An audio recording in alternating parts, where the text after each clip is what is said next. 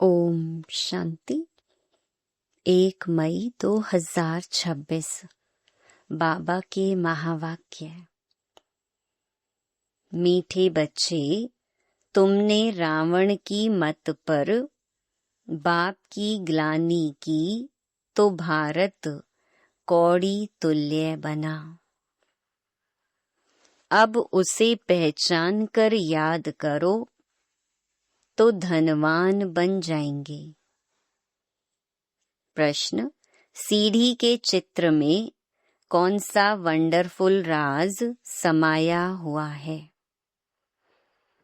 उत्तर, आधा कल्प है भक्ति की डांस और आधा कल्प है ज्ञान की डांस।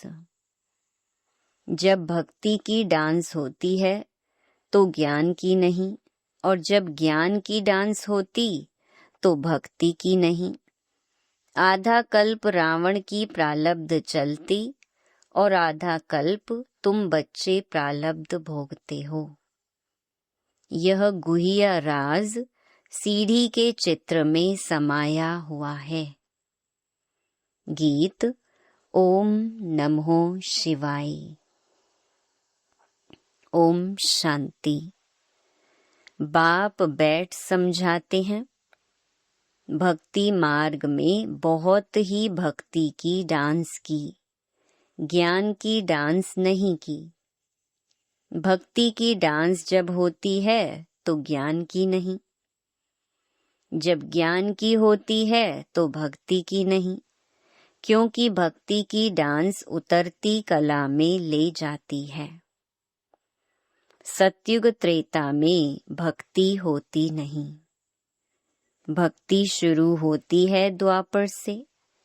जब भक्ति शुरू होती है तो ज्ञान की प्रालब्ध पूरी हो जाती है, फिर उतरती कला होती है। कैसे उतरते हैं? सो बाप बैठ समझाते हैं।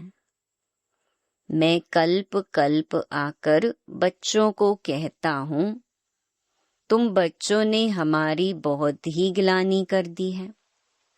जब जब भारत में इस आदि सनातन देवी देवता धर्म की बहुत ग्लानि होती है, तब मैं आता हूँ। ग्लानि किसको कहा जाता है वह भी समझाते हैं। बाप कहते हैं, मैं विकारी नरकवासी भारत को आकर कल्प कल्प स्वर्गवासी बनाता हूँ। तुम मेरी ग्लानि आसुरी मत पर करने के कारण कितने कंगाल बन गए हो। राम राज्य था, अभी है रावण राज्य, जिसको हार और जीत दिन और रात कहा जाता है। अब विचार करो, मैं कब आऊं? जिन्हों को राज्य दिया वही राज्य गंवा बैठे हैं। हिसाब किताब तो सारा समझाया ही है। मैं आकर वर्षा देता हूँ, फिर रावण आकर तुमको श्रापित करते हैं। भारत को खास, दुनिया को आम।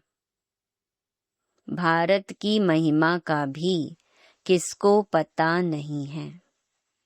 पहले पहले भारत ही था, कब था, कैसे था, कौन राज्य करते थे, किसको भी कुछ पता नहीं है, कुछ भी समझते नहीं हैं। जो देवता थे, शक्ल मनुष्य की, सीरत देवताओं की थी। अब सूरत भल मनुष्य की है, सीरत आसुरी है। जिसको समझाते हैं वह समझते नहीं हैं, क्योंकि पारलौकिक बाप को ही नहीं जानते और ही बैठ गाली देते हैं। बाप की ग्लानि करते करते बिल्कुल ही कौड़ी तुल्य बन गए हैं। भारत का डाउनफॉल हो गया है। ऐसी हालत जब होती है, बाप कहते हैं, तब मैं आता हूँ। अभी तुम बच्चों को सम्मुख समझा रहा हूँ। कल्प पहले भी ऐसे ही समझाया था। यह दैवी संप्रदाय की स्थापना हो रही है। मनुष्य से देवता बन रहे हैं। मनुष्य को यह पता ही नहीं है कि बाप कब आते हैं। सतयुग त्रेता में तुम बड़ी खुशी में प्रारब्ध भोगते हो। फिर द्वापर से रावण का श्राप पाते पाते बिल्कुल ही खत्म हो जाते। जैसे देवताएं प्रारब्ध भोगते भोगते त्रेता के अंत में खत्म हो जाते हैं, फिर रावण की आसुरी प्रारब्ध शुरू होती है। भक्ति भी पहले अव्यभिचारी होती है, फिर व्यभिचारी होती है। सीढ़ी ठीक बनी हुई है। हर एक चीज सतो प्रधान, सतो रजो तमो बनती है। खाद पड़ती जाती है। तुम बच्चों को समझाया तो बहुत अच्छी रीति जाता है, परंतु धारणा कम होती है। कोई में तो समझाने का बिल्कुल अक्ल ही नहीं है। कोई अच्छे अनुभवी हैं जिनकी धारणा बड़ी अच्छी होती है। नंबर वार तो होते हैं ना। स्टूडेंट्स एक समान नहीं होते, कुछ न कुछ नंबर जरूर रखेंगे। कोई को भी समझाना है बहुत सहज। बाप कहते हैं, मुझे याद करो, मैं तुम्हारा बेहद का बाप, सृष्टि का रचयिता हूँ। मुझे याद करने से तुमको बेहद का वर्षा मिलेगा। याद से ही खाद निकलेगी। सिर्फ यह समझाओ कि तुम भारतवासी सतयुग में सतो प्रधान थे, अभी कलयुग में तमो प्रधान बने हो। आत्मा में खाद पड़ती है। पवित्र होने बिगर कोई वहां जा नहीं सकते। नई दुनिया में है ही सतो प्रधान। कपड़ा नया है तो कहेंगे सतो प्रधान, फिर पुराना तमो प्रधान हो जाता है। अभी सबका कपड़ा फटने लायक है। सब जर्जरी भूत अवस्था को पाए हुए हैं।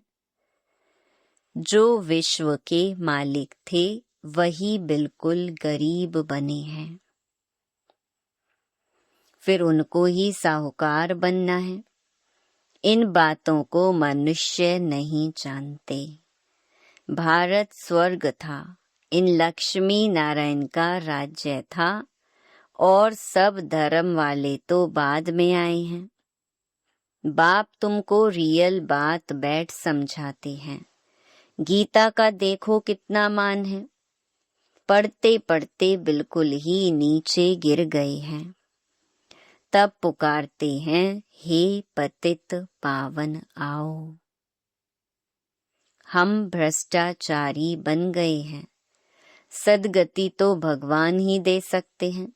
बाकी शास्त्रों में तो सब है भक्ति मार्ग। तुम्हारी बुद्धि में बैठा हुआ है। हम बाबा के ज्ञान से देवता बनते हैं। अब सारी दुनिया से वैराग्य है। सन्यासी भी भक्ति करते हैं, गंगा स्नान आदि करते हैं ना।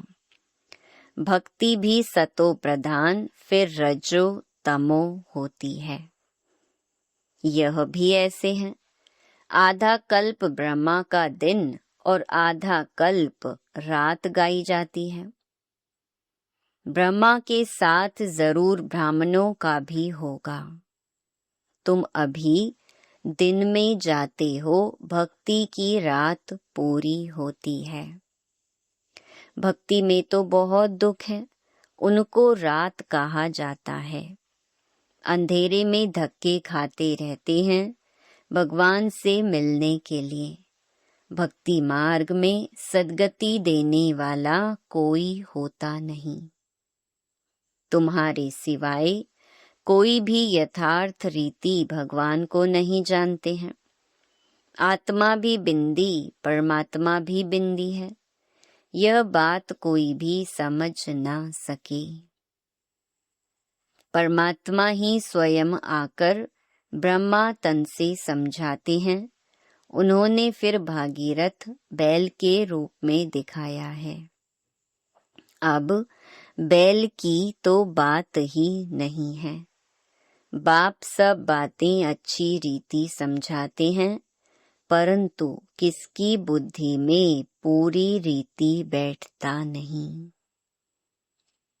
बाप बैठ समझाते हैं, बच्चे मैं तुम आत्माओं का बाप हूँ। तुम मुझे याद करो और वर्षे को याद करो तो तुम्हारे विकर्म विनाश होंगे। फिर भी कहते हो भूल जाते हैं। वाह, ऐसे साजन व बाप को भूलना चाहिए। स्त्री पति को अथवा बच्चे बाप को कभी भूलते हैं क्या? यहाँ तुम क्यों भूलते हो? कहते भी हो बाबा आप हमको स्वर्ग का मालिक बना रहे हैं, फिर भी भूल जाता हूँ। बाप कहते हैं याद नहीं करेंगे तो अंदर जो कट चढ़ी है वह कैसे निकलेगी। मुख्य बात है ही याद की। अपना कोई दूसरे धर्म से ताल्लुक नहीं है। स्कूल में हिस्ट्री ज्योग्राफी समझाते हो, कोई तो बिल्कुल समझते नहीं। बाप पढ़ाते हैं, यह बुद्धि में बैठता नहीं है। अच्छा बाप और वर्षा तो याद करो कि यह भी भूल जाते हो। जिसके लिए आधा कल्प से भक्ति करते आए उस बाबा को याद नहीं करते। तुम बच्चों की बुद्धि में है अब हम यह शरीर छोड़ राजाई में जाएंगे। यह अंतिम जन्म है। सूक्ष्म वतन में उनके फीचर्स तो वही देखते हो, वैकुंठ में भी देखते हो। जानते हो यह मम्मा बाबा ही लक्ष्मी नारायण बनते हैं। तुम जब सतयुग में रहते हो तो समझते हो कि यह एक शरीर छोड़ दूसरा लेना है।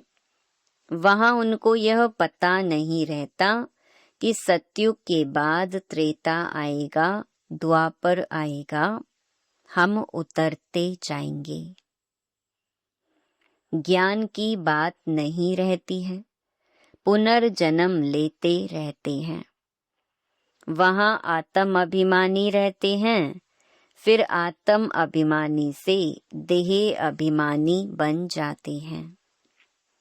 यह नॉलेज सिर्फ तुम ब्राह्मणों को है और कोई के पास नहीं है। यह ज्ञान ज्ञानेश्वर जो ज्ञान का सागर बाप है वही सुनाते हैं। जरूर ब्रह्मा के बच्चे ब्राह्मणों को ही सुनाएंगे। ब्रह्मा के बच्चे हैं ब्राह्मण संप्रदाय। रात दिन का फर्क है। तुम पुरुषार्थ कर संपूर्ण गुणवान बनते हो। संपूर्ण निर्विकारी गृहस्थ व्यवहार में रहते भी तुम बाप को याद करो। कर्म तो करना ही है। बुद्धि का योग बाप के साथ लगा रहे। कर्म भल कोई भी करो, बढ़ई का काम करो व राजाई का करो। राजा जनक का भी गायन है ना, राजाई करते रहो परंतु बुद्धि का योग बाप के साथ लगाओ तो वर्षा मिल जाएगा। बाप कहते हैं मन मना भव मामेकम याद करो। शिव बाबा कहते हैं, सिर्फ शिव कहने से लिंग याद आएगा और तो सबके शरीर का नाम लिया जाता है। पार्ट शरीर से बजाते हैं, अभी तुमको आत्म अभिमानी बनाया जाता है जो आधा कल्प चलता है। इस समय सभी हैं देह अभिमान में। वहां आत्म अभिमानी होंगे यथा राजा रानी तथा प्रजा। आयु तो सबकी बड़ी होती है, यहाँ सबकी आयु कम है। तो बाप सम्मुख बैठ बच्चों को कितना अच्छी रीति समझाते हैं, ही आत्माओं, क्योंकि आत्मा ज्ञान लेती है, धारणा आत्मा में होती है। बाबा को शरीर तो है नहीं, आत्मा में सारा ज्ञान है। आत्मा भी स्टार है, बाबा भी स्टार है। वह पुनर्जन्म नहीं लेते हैं, आत्माएं पुनर्जन्म लेती हैं। इसीलिए बाबा ने काम दिया था कि परमात्मा की महिमा और बच्चे की महिमा लिख कर आओ। दोनों की अलग अलग है। श्री कृष्ण की अलग महिमा है, वह साकार वह निराकार। इतना गुणवान किसने बनाया? जरूर कहेंगे परमात्मा ने बनाया। इस समय तुम ईश्वरीय संप्रदाय हो, तुमको बाप सिखला रहे हैं, पीछे फिर प्रारब्ध भोगते हैं। सतयुग में तो कोई नहीं सिखलाएंगे, भक्ति मार्ग की सामग्री ही खत्म हो जाती है। इस दुनिया से वैराग्य भी चाहिए, अर्थात देह सहित देह के सब संबंध छोड़ अपने को अशरीरी आत्मा समझना है। नंगे आए थे, नंगे जाना है। यह पुरानी दुनिया खलास हो जानी है, हम सब नई दुनिया में जाने वाले हैं। बस यह याद की मेहनत करते रहो, इसमें ही फेल होते हैं। याद करते नहीं हैं। जो भी समझने के लिए आते हैं उनको भी यही समझाना है।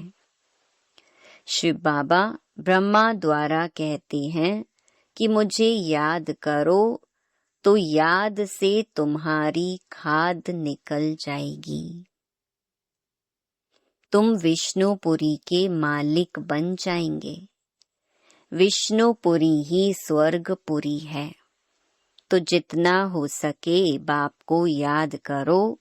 जिस बाप को आधा कल्प याद किया है, अब वह सम्मुख आए हैं। कहते हैं मुझे याद करो, उनको कोई भी जानते नहीं, खुद ही आकर अपना परिचय देते हैं। मैं जो हूँ जैसा हूँ, ऐसा कोई विरला जानते और निश्चय करते हैं। निश्चय कर लेते हैं तो पुरुषार्थ कर वर्षा पा लेते हैं। शिव बाबा कहते हैं मुझे याद करने से ही तुम्हारे विकर्म विनाश होंगे और तुम पवित्र बन पवित्र दुनिया के मालिक बनेंगे। विकर्म कोई भी नहीं करना है। अच्छा, मीठे मीठे सिकिलधे बच्चों प्रति माता पिता बाप दादा का याद प्यार और गुड मॉर्निंग। रूहानी बाप की रूहानी बच्चों को नमस्ते। धारणा के लिए मुख्य सार। पहला, पुरुषार्थ कर संपूर्ण गुणवान बनना है। कर्म कोई भी हो, लेकिन बाप की याद में रहकर करना है। कोई भी विकर्म नहीं करना है। दूसरा, यह पुराना कपड़ा शरीर जर्जरीभूत है, इससे ममत्व निकाल देना है। आत्मा को सतो प्रधान बनाने का पूरा पूरा पुरुषार्थ करना है। वरदान: सदा अतीन्द्रिय सुख की अनुभूति करने वाले अटल अखंड स्वराज्य अधिकारी भव। जो बच्चे संगम युग पर अतीन्द्रिय सुख का वर्षा सदा काल के लिए प्राप्त कर लेते हैं, अर्थात जिनका बाप के विल पर पूरा अधिकार होता है, वे विल पावर वाले होते हैं। उन्हें अटूट अटल अतीन्द्रिय सुख की अनुभूति होती है। ऐसे वारिस अर्थात संपूर्ण वर्षे के अधिकारी ही भविष्य में अटल अखंड स्वराज्य का अधिकार प्राप्त करते हैं। स्लोगन: जहाँ मेरापन आता है वहाँ बुद्धि का फेरा हो जाता है। मातेश्वरी जी के अनमोल महावाक्य। चढ़ती कला और गिरती कला की मुख्य जड़ क्या है? बहुत मनुष्य यह प्रश्न पूछते हैं कि जब इतना पुरुषार्थ कर जीवन मुक्ति पद को पाते हैं तो फिर वहाँ क्या कारण बनता जो हम नीचे गिरते हैं? भल हम कहते हैं कि यह हार और जीत का खेल है, इसमें चढ़ती कला और उतरती कला होने का भी कोई कारण जरूर है, जिस कारण के आधार पर यह खेल चलता है। जैसे पुरुषार्थ से हम चढ़ रहे हैं, वैसे गिरने का भी कारण जरूर है। अब कारण भी कोई बड़ा नहीं है, जरा सी भूल है। जैसे परमात्मा कहता है, मुझे याद करो तो मैं तुमको मुक्ति जीवन मुक्ति पद दूंगा। वैसे ही जब बॉडी कॉन्शियस हो परमात्मा को भूलते हैं तो गिरते हैं, फिर वाम मार्ग में चले जाते हैं, फिर 5 विकारों में फंसने से दुख उठाते हैं। तो यह हुआ अपना दोष, न कि रचता का दोष है। जो लोग कहते हैं दुख सुख परमात्मा ही देता है, यह कहना बिल्कुल रॉन्ग है। बाबा सुख रचता है, ना कि दुख रचता। बाकी हम श्रेष्ठ कर्म से सुख उठाते हैं और भ्रष्ट कर्म से दुख भोगते हैं। बाकी अच्छे कर्म का फल और बुरे कर्मों का दंड परमात्मा द्वारा अवश्य मिलता है। परंतु ऐसे नहीं कहेंगे कि सुख दुख दोनों परमात्मा देता है। नहीं, परमात्मा तो चढ़ती कला में हमारे साथ है, बाकी गिराने वाली माया है। कॉमन रीति में भी कोई साथ अथवा मदद लेते हैं सुख के लिए, बाकी दुख उठाने के लिए कोई किसका साथ नहीं लेते। बाकी तो जैसा जैसा कर्म वैसा वैसा फल की रिजल्ट। तो इस ड्रामा के अंदर दुख सुख का खेल अपने कर्मों के ऊपर बना हुआ है, परंतु तुच्छ बुद्धि मनुष्य इस राज को नहीं जानते। अच्छा, ओम शांति।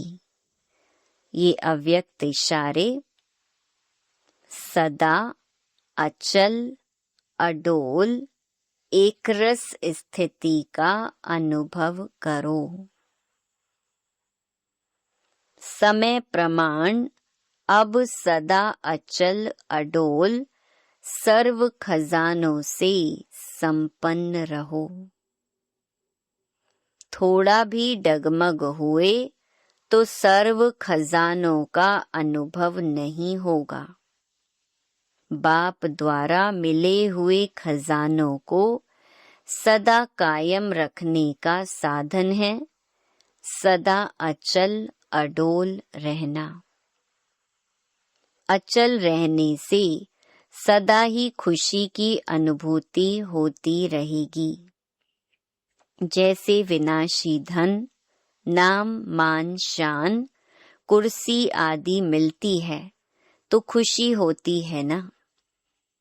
यह तो अविनाशी खुशी है, लेकिन यह खुशी उसे रहेगी जो अचल अडोल एकरस स्थिति में रहेंगे। अच्छा, ओम शांति।